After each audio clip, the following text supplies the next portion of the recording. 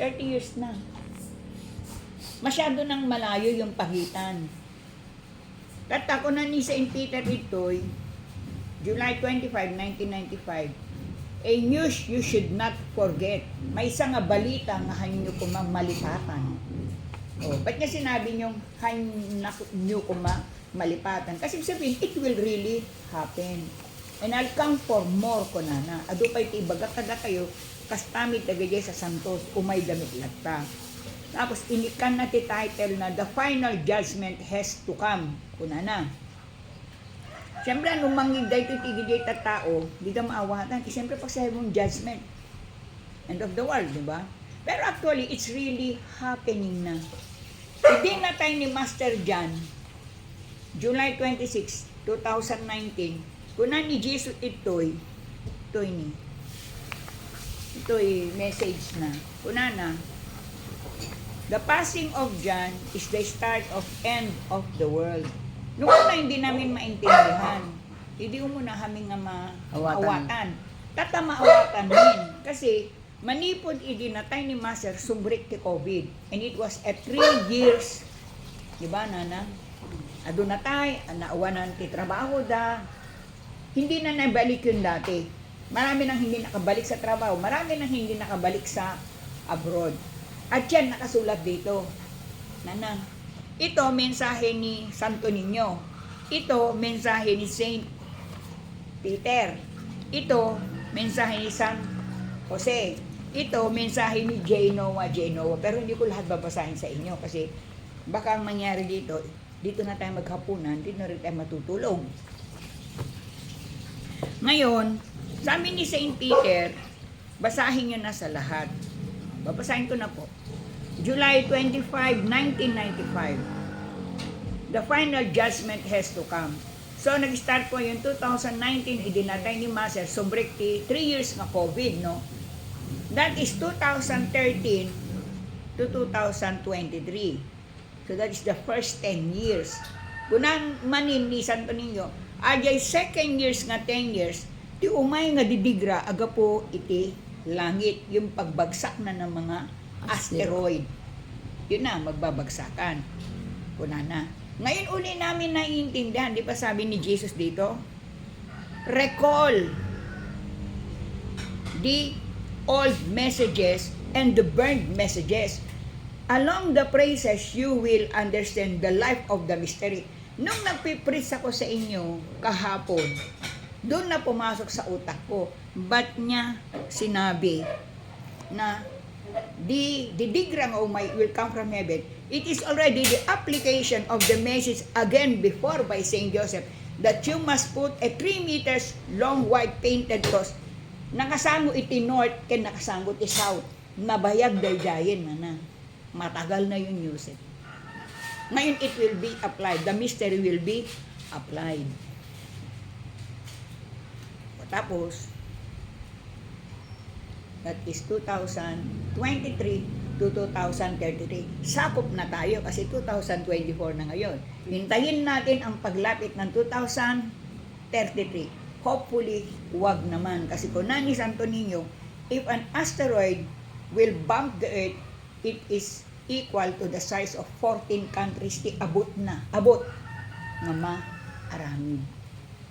Sambato pa lang yun. Kasi one asteroid is equivalent to Eiffel Tower. Big barko, yung malalaking barko. Kunana. Tapos kunana, huwag nyo nang hintayin ang third 10 years. Kasi third 10 years is 2033, plus 10 years is 2043. Kunani Santo Niño, huwag nyo nang hintayin. Kasi that will be the end of the world. Tapos naalala namin yung mga past na sinabi ni Jesus, habang nangyayari ang mga delubyo, mararanasan ng tao ang hirap. Sobrang hirap kuna ni Jesus. Maraming mababaliw. Alam mo yung mababaliw, manang? Mababaliw sa hirap. Babagtik sila sa hirap. Pero sinabi niya, only those who have the cross of salvation. Andiyan sa babatik na cross, nga di altar, kunana, only those who have the cross of salvation who remain faithful to the messages and my revelations will be spared. Kaya hindi pwedeng gumawa ng cross tapos wala kang ginagawa. Hindi pwedeng gumawa ng big cross of salvation tapos di na kayo nagro-rosary. Ginawa nyo ng security guard si Apo Diyos. Hindi pwede yon. Hindi pwede talaga. Kumbaga manang, kumbaga si Satan, ang dami niyang ginagawang masama, tinatapatan siya ng Diyos. Ganun yun manang. Katako na ni Jesus, do not displease my messages and revelations anymore. Huwag niyo na akong sinasaktan sa hindi niyo pakikinig at hindi niyo pagtupad sa mensahe. Nasasaktan na po talaga si Apo Diyos. O di, nag-meeting kami nung Holy Week bago umuwi. Sabi ko sa mga kasama ko, renew na natin ang mga mensahe. Hinanap naman namin yung mensahe. O yung mensahe nun, ito naman. Preach the cross of salvation, which shall be the battery of eternal assurance to salvation. Ipakaam mo yun, kadagajay tao, ajay krus nga batik, kunana, day tati baterya tapno, maitid kanya dati sigurado nga awan ingana nga panangisalakan tigyagda. That is the battery of your assurance of your salvation. And why not? Adapay malagip tayo no sino ti mangisalakan kada tayo no dikit ni Apo Jesus in the symbol of the cross. Tata ajay big cross na nang manang nga nakita yung jeruat, that is already for you people. Tulad si Mang Remy, si Mang Trel, no? That is their announcement to the King of Heaven. You are crying to the King of Heaven that your entire family will survive the test of time. Pag sinabing test of time, that is pagsubok na ng challenge. Sino ba yung King of Heaven? Jesus.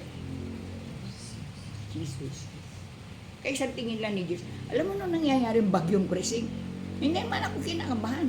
Pumunta pa nga ako on the eve ng exit eh. Huwag kang pumunta dyan. Madadaan na masasabay mo. Hindi, wala na. Sinabi dito, July 18 exit na ni Krising. Pero marami pa rin habag, monsoon rain. Hindi na kasi, alam mo na i-imagine ko, lahat ng gumawa ng cross, 30 yun manang, 30 ang gumawa ng cross. May Apari, may Lasa, may Tuguegarao, may Tiaga, may Samatella. Ang ini-imagine ko is, si Jesus nakatayo. Nakatayo sa bawat mga lugar na nagsigawan ng cross. Kasi nung tinignan ko sa Pag-asa, ang bagyong Krising is tumutumbok ng Bisaya, Bicol, Catanduanes. Tapos bigla siya umakyat sa taas. Dadaanan niyang Isabela and Cagayan tutumbok sa Ilocos Norte. Sabi ko kay San Jose, wag muna. Wag muna kasi naka-schedule Ilocos Norte. Pupunta pa tayo doon. Oh, di ba ang text ko sa'yo? Kasi dadaan pa akong Tuguegarao, kukunin ko requirements. Hindi na ako dumaan ng Tuguegarao, manang. 2 buwan na ako hindi dumadaan sa bahay niya sa Tuguegarao. Piniram ko yung requirements ng Isabela. Yun ang ginagamit ko ngayon. Para yung naiwan doon sa Cagayan, o di yun yung para sa Cagayan. Wala nga akong dalang damit eh. Di ba dumating pa ako, labada pa yung damit ko, nakasukot lahat. Oy, nasampay na, tuyo na. Kasi, yun na yung parang noong nag-mission, yung hindi tayo ready, bigla na lang sasabihin ni San Jose, go. Punta ka doon. Ganun si Apo Diyos. Hindi maghihintay ang mensahe. Kasi ang obedience ng mensahe, tutumbok doon sa gustong gawin ni Satan na paghihirap sa buhay mo. Kaya it's only yung mababang loob sa Ilocano? Humble. It's only the humble and the obedient God will listen. Diba sabi kanina sa prayer, hope only comes to those who listen and do the message. Salita po ni Jesus yun. Ang pag-asa mo na ikaw ay maliligtas, manggagaling lang yun kung nakinig ka sa mensahe at ginawa mo yung mensahe. Nabuhay nga si Moses, si Jacob, si Isaac sa mensahe because God the Father is talking to them. And they followed. And where are they now? They're all up in heaven. Dito tinukoy dito. Sabi na niya, huge crosses, dinadakil ka nga cross, kunana, which are now destroyed. Burn it into pieces and bury it within the scope of their own lots. O, utos ni Jesus yun. Yung lumang cross mo yun, natatakpan ng halaman. Tagbatagbatin nyo na ni Manang Vilma yun. Sunugin nyo. Alain nyo kano ajay abo. Ajay abo, ipakalat mo na naman sa buong bahay mo. Pagkat no, yung abo pumasok sa ilalim ng lupa, ibibless naman niya yung ilalim ng bahay mo. Kasi it is already a holy ash. Kasi matagal na kayo niligtas ng cross na yan. Kaysa naman ma-offend si Jesus, sira-sira na, bitak-bitak na, siya mismo ang nagsabi. Eh, huwag kayong matakot pag pinagbatagbat nyo na yun. Sabi niya, change it at once and rashly make those who have endorsement of power. Kami yun. To re-enthrone it. Eh, manang awanin ni Master. Sino pa lahat ang gagawa? Kami. When we were enthroned to become course of the nation, the transfer of power, binigay na sa amin. Yun ko na. Pakinggan niyo mabuti Only those prayerful families and communities shall be lifted up either by their own faith or by the descendants of the Father God. Dagijay laing managwalo nga sang kapamilya, ken may isa nga baryo, ken may isa nga komunidad kunana. Iti, ano ba itatas? It will be lifted. Itag-ay ni Apo Diyos, babaen tinatikir nga pamati daki ni Apo Diyos, ken babain kunana kadagijay descendants of the Father God. Sino yung descendants? Abraham, Moses, Jacob. They up to now, they're all praying for us. Kasi hindi pa tapos ang plano ng God the Father. Kasi hindi pa bumababa si Jesus. Kung hindi namatay si Master, at siya talaga in-enthrone natin through elevation, lahat ng yun, hihiwalay si Jesus sa katawan ni Master. Makikita sana natin si Jesus ng personal. Kasi what is in the body of John is the spirit of Jesus. Jesus na tinatawag nating the Son, J. Noah. J. Noah is the spirit of Jesus. The Son is the physical body being used by Jesus. Ngayon sabi niya, the hope comes only within those who listen and do what are being said. Alam nyo, ni Apo Diyos agsao, hindi mo pwedeng baliin yan. Katulad ng hindi nabali. Mawatam ajay, nabali, broken. You cannot break the law of God. Kaya I always make as an example, when God the Father told Adam and Eve, do not eat that fruit. Kinain nila yung prutas because of babae. Kaya tukso talaga ang babae kahit kaan mo tingnan. Tukso talaga siya ang babae.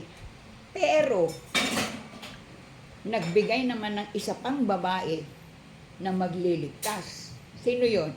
Si Blessed Mother. Kasi in her womb, andun yung tunay na tagapagligtas. She gave her flesh, her heart, her blood to the Spirit of God, which is Jesus Christ, para ma-form. Ang tawag doon, incarnation.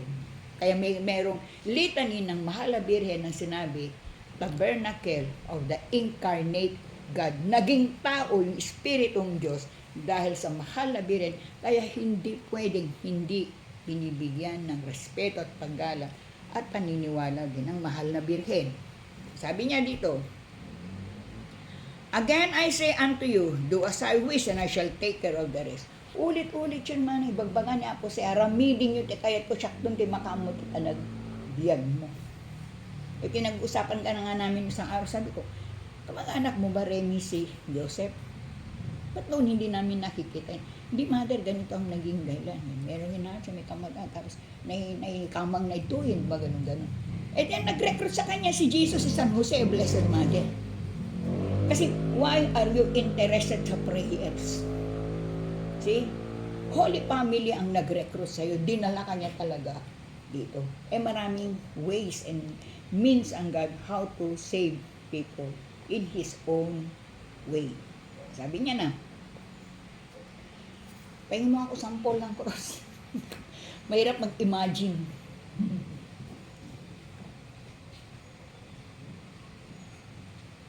Ito po, pag binasa ko ito sa inyo, sobrang sarap. Mama, nakaimas launay ng mangig amin. Isa ni Jesus mismo. Sobra. Sabi ko, Jesus, sobrang bait mo talaga. Grabe. Grabe po talaga kayo. Sobrang bait. Awanti masauti tao. Nung mangig na dito nga. Yung bagay. O, kanana.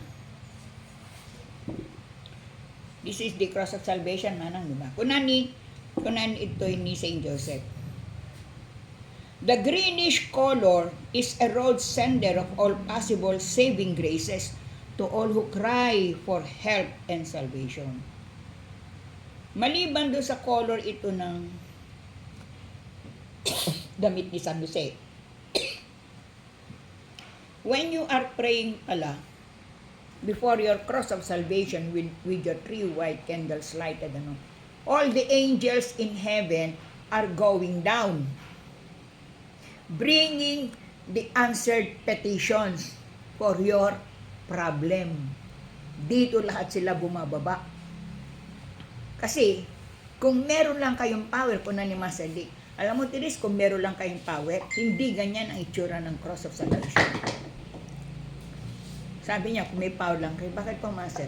Every time you pass by the altar, o kung sino man pumasok sa bahay mo, nag-pass by sila sa altar mo, there is a light casting in the 2 arms of the cross. Galing yun sa wounded hands ni Jesus. Kaya kahit na yung kapitbahay mong chismosa, dumaan sa altar mo, tatamaan siya ng light ng kamay ni Jesus. Pero yung sa kanya, material blessing lang yun. Pero yung graces ng salvation of soul, walang tatanggap doon, kundi yung may ari lang.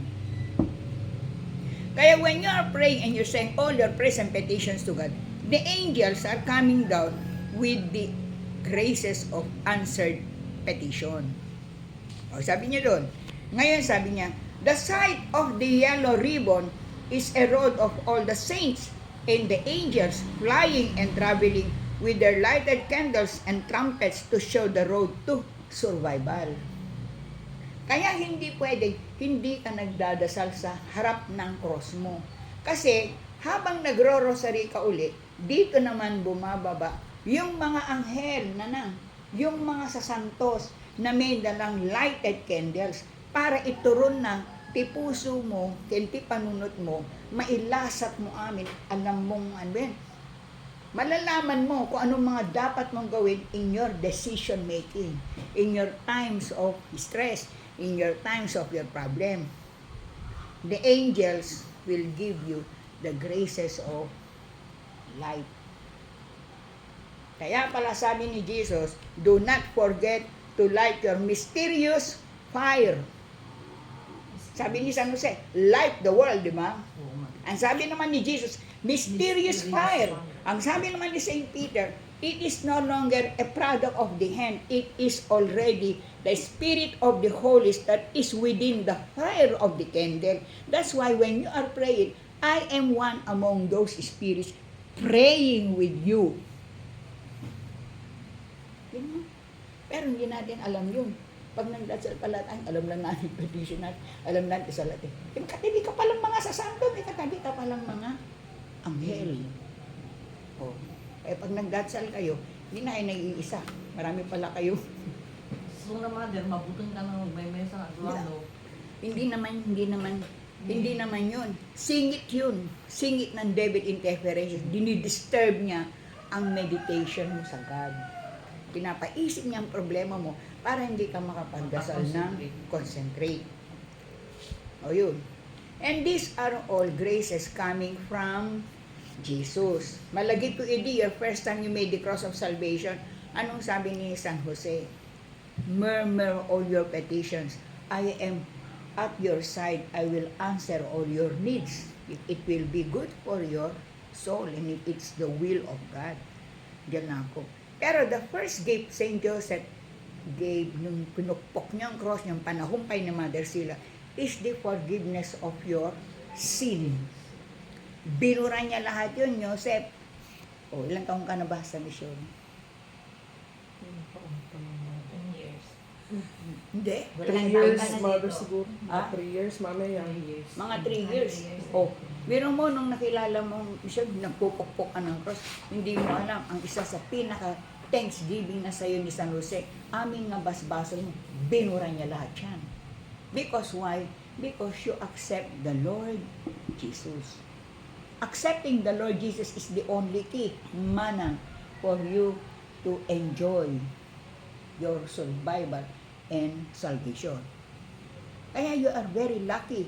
Josephans are very lucky. We are enjoying the graces of God. Not unlike Manang. Gusto Manang, tinan mo naman yung nangyari. Yung Texas 100 na bata ang nalmiss ng Manang. 10 meters high. Ilog lang yun, yung Guadalupe River. Biglang dumating ang tubig. Ngayon, ganun na rin sa Thailand. Ngayon, kung saan-saan na. Earthquake na lahat. And they are all in fear. Pero tayo, hindi. Kaya nga, if you are prayerful and you listen and do the messages, you will never feel afraid. Why? Because the grace of hope coming from the Holy Spirit is being given to you. Trabaho yun ng Holy Spirit. Pinapasok niya sa utak mo. Huwag ka mag-alala, di ba nagdasal ka na? May cross ka na. Asyating God, the Holy Spirit. Pero kahit may cross ka, kung hindi mo dinadasalan, mamamatay yun. Kung na ni St. Peter, all those who do not pray the joyful, sorrowful, and glorious mystery of the life of the Redeemer, Jesus Christ the King, you are creating a vacuum in your heart where Satan will stay. Talagang Satan will stay. Paano ka kukuha ng kaligtasan sa buhay mo kung di mo kinakausap si Apo Diyos? Sino bang kausap mo? Di wala. Ang kausap mo, sino? Di yung cellphone. Nandiyan mo. Ay, kung magdasal kasi nga, yung Korean drama, yung games, lahat. O may Diyos ba doon? Wala doon. Di ba sinabi pa ni Blessed Mother, do not watch too much TV or movies in your cellphone because it will steal your time to talk to God. Para yung mga bata, hindi na nakikipag-talk sa parents. Di ba? Kausapin mo mana yung anak. May katuyan, mga tayo. Wait lang. Ganun eh. Kita niyo na po. Ngayon sabi niya, only those whose eyes are open to the truth shall be saved. Yun lang bukas ang paningin, ang tingin nila. Yung nakita mo na. If you are prayerful, God will show you that there is something good when somebody is talking about God. Magkakaroon ka ng interest. Pag nakita mo na yung katotohanan doon, makinig ka na. Kasi sabi niya, descendants of all people in the holy writings, whose souls are now living in many hidden planets in the universe, shall come like an UFO and lift up those who got hearts, pure of hearts, and lighted spirits. Ure ko na, ure dagay tataw, hindi panahon, yung lumang panahon nga, na isurat ko na iti Biblia, no? Nakatira sila sa iba-ibang planeta. They are still doing their work. At pag dumating na ang panahon, pag dumating na ang panahon na nandyan na lahat, umay dagitang asa santos, mapanda tayo nga susunduin. Pero ang gamit nila, pero UFO, high-tech na noon, hindi lang ngayon. Noon pa, pero nakasakay sila sa unidentified flying object. And will lift up those who got pure of hearts and lighted spirits. Ajay nalinis ni puso da. Yung parang very jolly sila, very kind sila, basta hindi sila apektado sa mga naririnig nila. They remain faithful.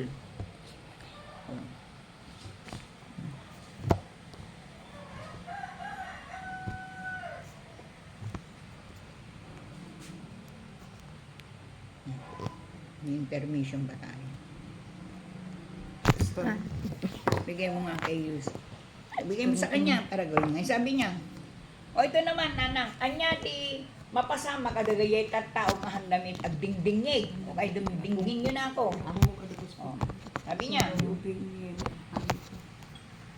makinig kayo. Ito, oh. Anong mangyari doon sa mga hindi nakinig?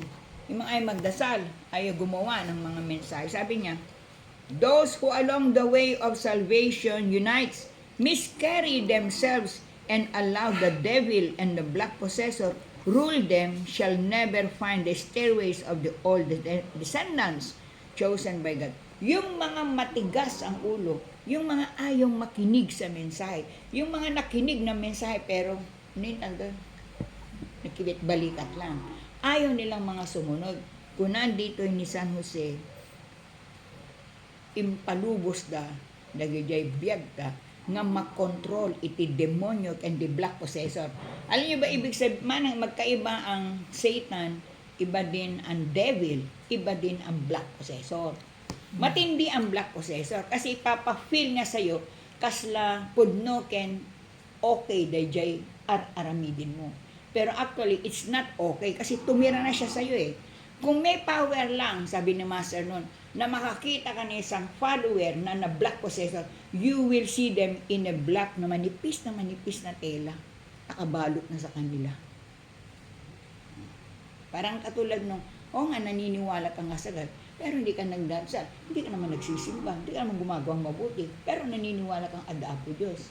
Yung mga black possessor sila. Dinidiktahan na sila. Ka nang magdadasal. Naniniwala ka naman kay Apo Diyos. Ganun. Ganun magsimba. Basta ni Apo Diyos, adayti, ano yun? Panunod mo. Mali yun eh. Adamit ni Apo Diyos, ito'y, puso. Puso mo. Wala kang ginagawa. Paano papasok si Apo Diyos sa puso mo? Wala kang ginagawang mabuti. Wala kang ginagawang maayos sa buhay mo. Pero mamati ka kina Apo Diyos. Those are all works of the black possessor. Ang mga nabablack possessor, madaling ma-recruit. Hinihila sila kaagad, madali.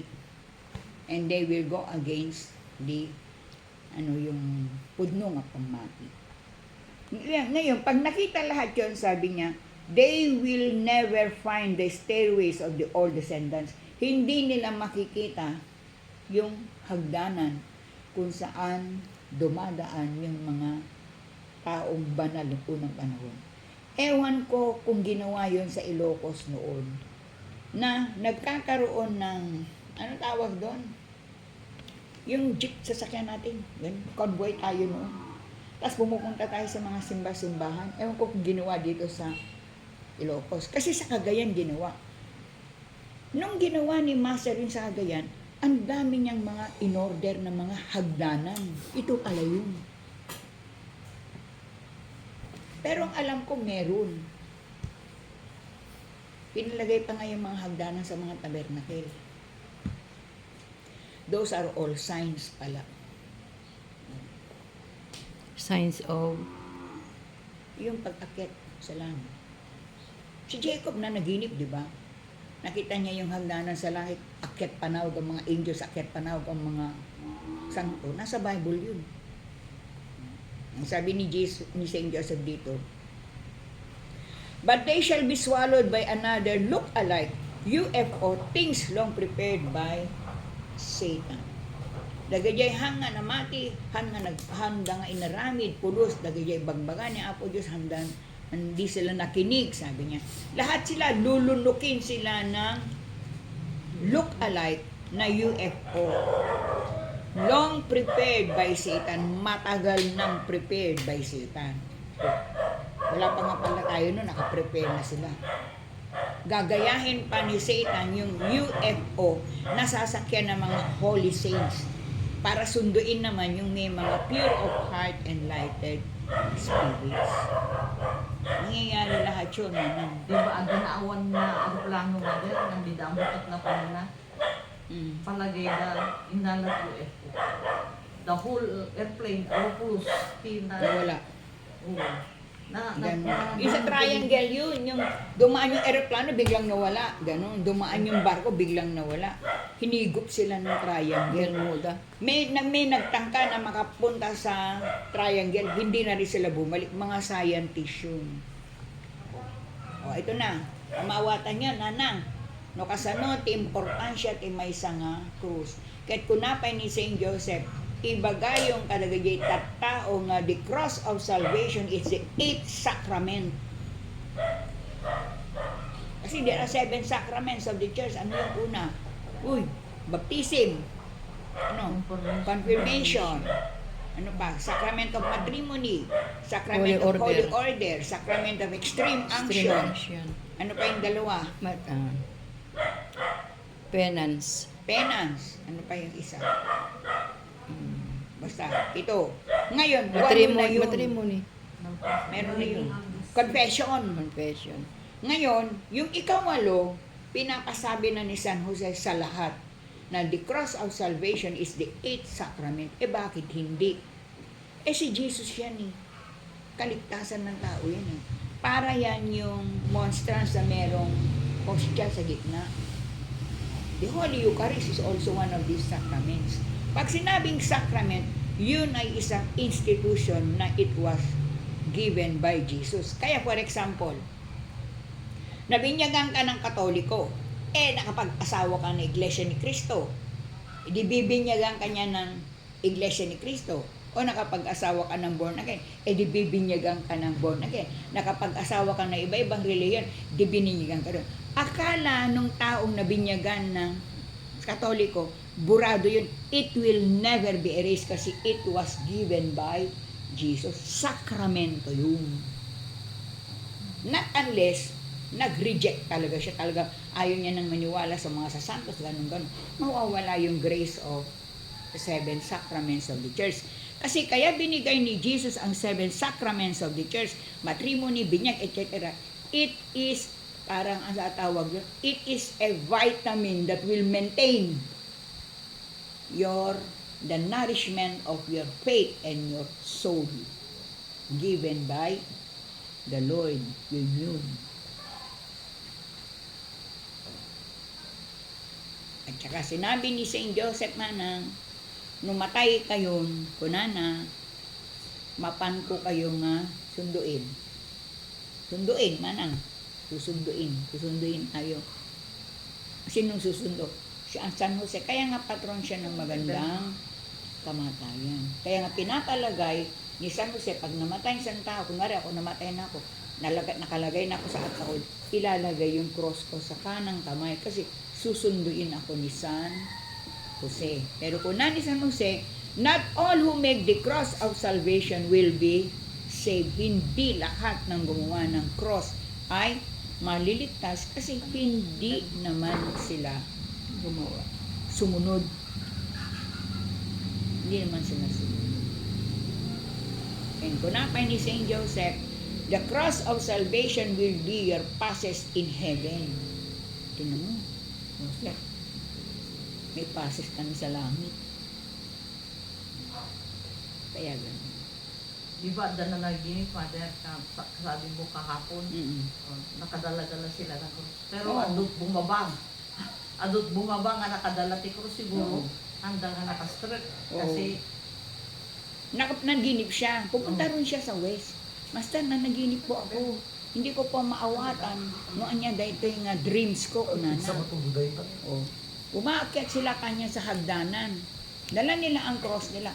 Pero nagulat ako, Master. Recently, 2 weeks ago, before yung... Bumababa din naman. Before yung Lindol, may ang layo pa ng hagdanan.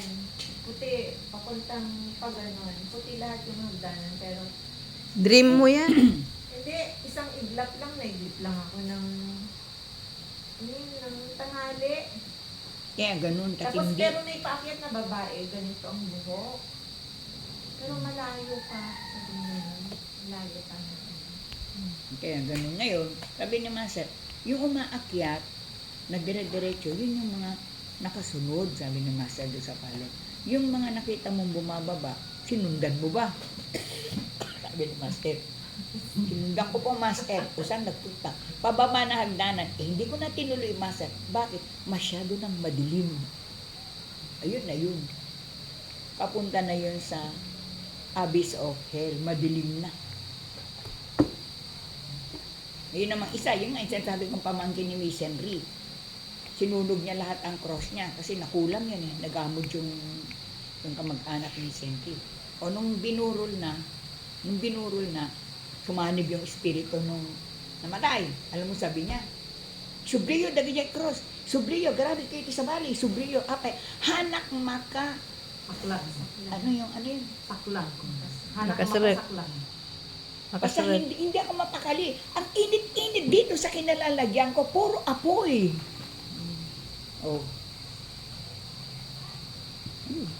Henry, yung mataba. Oo. Yung Tagalog. Yung pagod, Kailangan yung ko ano sunod. si St. Jude, ang ano niya. Yung Oh, sa master din yun eh. yung daan na kwartanan ay ang na requirements. Awang pagplete ng mother. Ag sapatos yung di mapakali kasi wala sila kung papasahe. Kasi wala silang pera na yan. No. Ang mga may sapatos na, May pera sa loob. May pera sa loob. Nangyari yan kay Ese Wangag. Sumama kay Mother Medjalin. Mother, walang pag-register. Halika na, sumama ka na ako ng bahala sa'yo. Ganun. Sige, Mother, ganun. Eh ngayon, nag-stop over sa Tarlac, yung Victory Liner. Pag yung katabi niya, bumaba. Akala naman ni Ese, nagmerienda. Ngayon, darating na yung yung konduktor, binibilang na. O, nasaan yung katabi mo? Nagmerienda po. Paan? Yung Tarlac lang ang ticket niya, sabi nga. Ay, iso, sabi mo. Pagtingin ni Ese, may pera dun sa flooring na dating may tao. Oh, tinapakan niya kaagad. Mother, tinapakan ko kaagad yung pera. Sabi nung dibdib ko, tugudug. Ako sa Jose, binigyan mo ako ng pera, thank you. Tapos, hindi naman niya maisip kung pera yun nung katabi niya. Kahit so, sinabi nung konduktor, ay bimabagay mo kasi titiket na kit Tarlac laing. So, akin talaga ito. Nung umalis yung konduktor, ilulot niya na 1,000 din niya, may pera siya. Ganun lang talaga po Diyos ng malay mo. Kung saan man galing yun. Pagpangisukan ng plete na. Kasi di muto ni St. Joseph nga do as I wish. And I shall take care of the rest. Kung tandaan na kwarta na nga, di na binat siyan ti pamplete na. Kaya alam niya yun, alam ni San Jose yun. Ang galing pa nga, di ba? Hindi niya may pasok yung kanyang paa. Yung pala may pera doon sa Kasi naglagay nun. O, sabi niya, Joseph, Kasi yung mga importante naman yung nauna natin sinabi. Yan mo ng ulan-ulan na yan. Sabi niyo, July 25, 1995. Ay, saan mo ba nilagay yung cross mo? Nandun sa kwarto mo? O, para alam mo yung gagawin mo. Kasi sabi ni St. Joseph, all the crosses, sabi niya, must be at the altar, sabi niya. When the danger comes, sabi niya, run to your altar and get your own cross of salvation and embrace it. Pinanisan niya. Yakapin niyo at makikita ninyo ang yakap ni Jesus sa inyo in times of danger. Kaya ang ginawa ni San Jose, kanya-kanyang krus talaga dapat. Krus ng nanay, krus ng tatay, krus ng mga anak. Ganun. Kaya alagaan mo yun. Mag-good morning ka rin dito. Lord, good morning po. Thank you. I love you. You kiss your cross of salvation. Ba sabi ni Jesus, linisin nyo, dalusan nyo ti krosyo, mamati kayo ti krosyo, tasyak da ita nga krosyo. Believe it, clean it, have faith in it because I am the cross itself.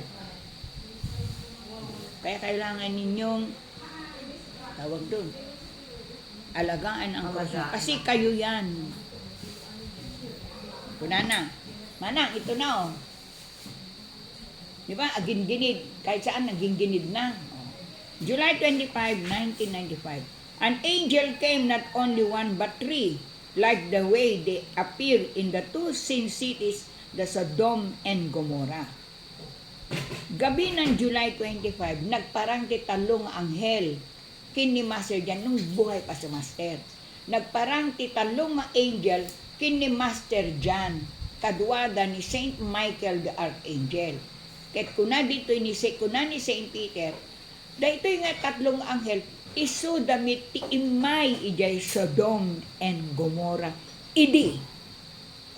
Alam nyo ba kung ano ang Sodom and Gomorrah? Duwa nga tang siya na puro kasalanan ang ginagawa. So ang gagawin ngayon ti Diyos Ama,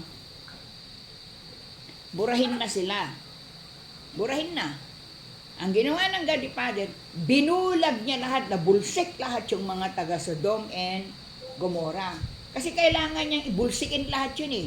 Para makalabas yung isang banal na tao, kasama niya, asawa niya, kasama niya pa yung 5 anak niya. Oh, di rumwargan, itigate Sodom and Gomorrah. Kung natin God the Father, no rumwar kayo, itigate, hang kayo nga tumalyaw. Tapnuhan yung makita, no kasano kang makaungit. Kuna ni God the Father. O di inigaman ti anak nga lalaki, day ulo ni inang da. Na, sige, lakad. Adayo.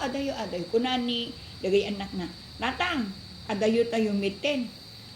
Siguro mabaling nga, ibatan miti ulo ni inang.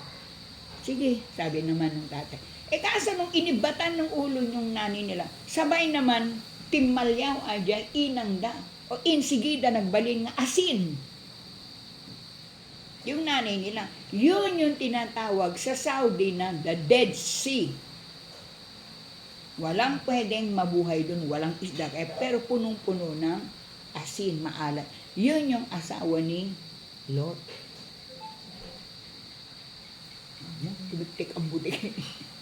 Totoo. Sabi niya. Totoo yun. Ngayon, yung 3 anghel na nandun sa Sodom and Gomorrah para iligtas si Lot, dumating sila sa kwarto ni Master noong July 25, 1995 para lang nanang ibaga kini Master nga dandanin ti dakil nga gingginid. 1995 pailaing dayay nanang 2025 na ngayon. It's been 30 years old na yung mensahe. Isuko na ito'y ni St. Peter.